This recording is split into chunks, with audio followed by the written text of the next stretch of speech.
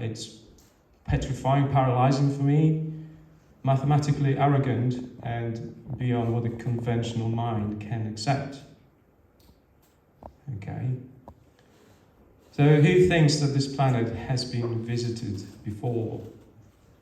Raise your hands, please. Okay. And so, are they still here? That's the second question. Raise your hand.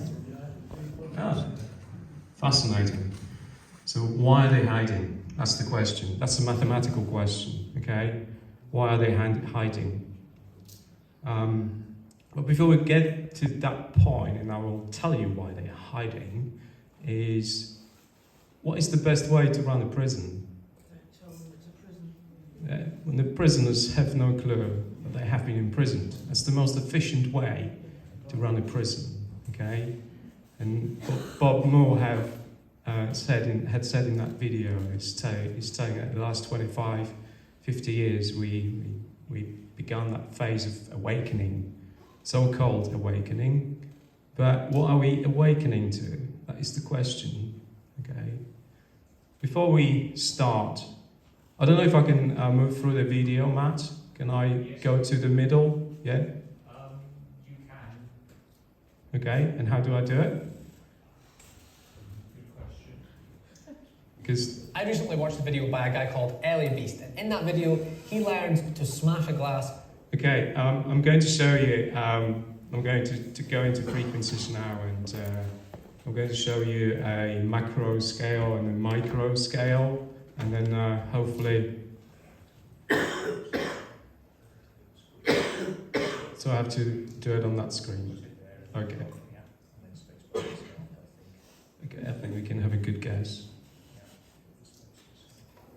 I recently watched a video by a guy called Ellie Beast, and in that video, he learned to smash a glass using his, I don't know what day this is. Okay.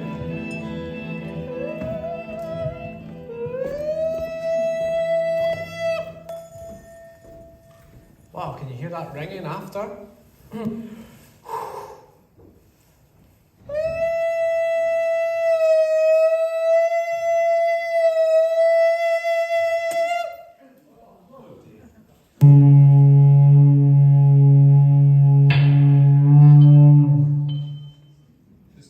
This guy's quite famous on YouTube, so if you want to watch him use his own voice chords, right? Crystal glasses, yeah, it's an endless process. So you've just witnessed how a mechanical wave or resonance can destroy a quite rigid structure. Okay.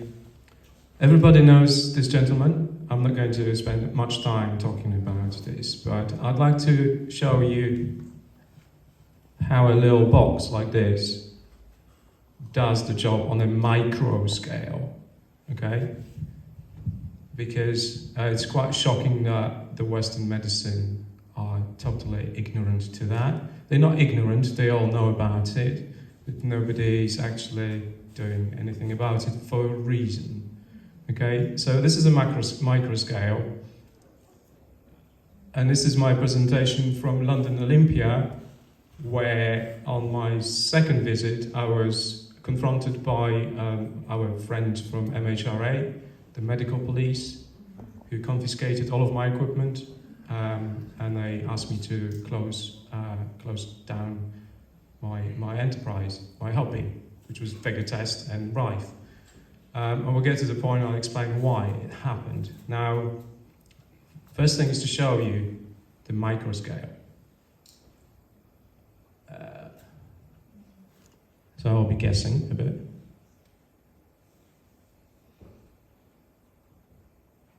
No.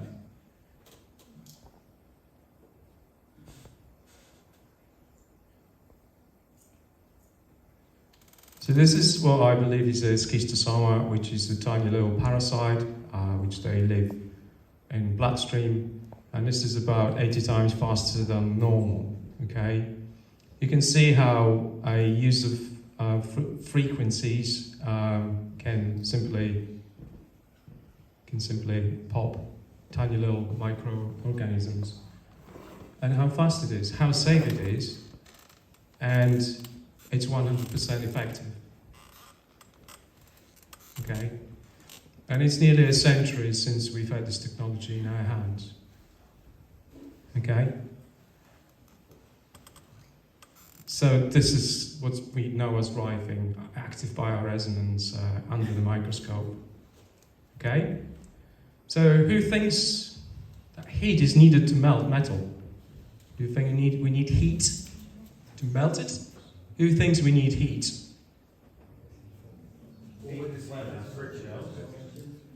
Well, do you need fire to melt it? That's my question. No? How else do you do it then? Hutchinson effect. Do you know this gentleman? Okay? So again, just before I get in depth, let's watch one of his videos.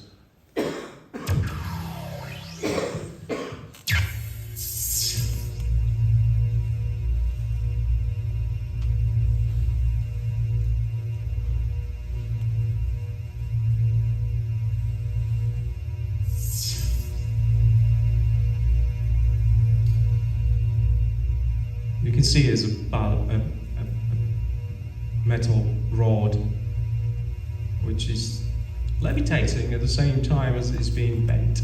And there is no heat involved.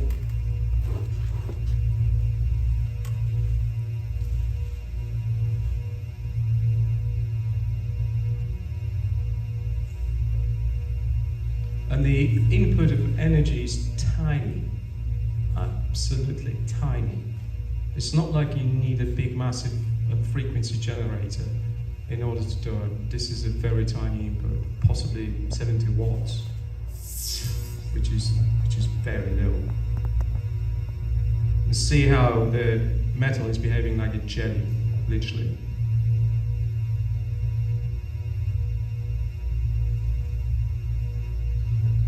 So, all right, I'm going to move to the next slide because we don't have a huge amount of time.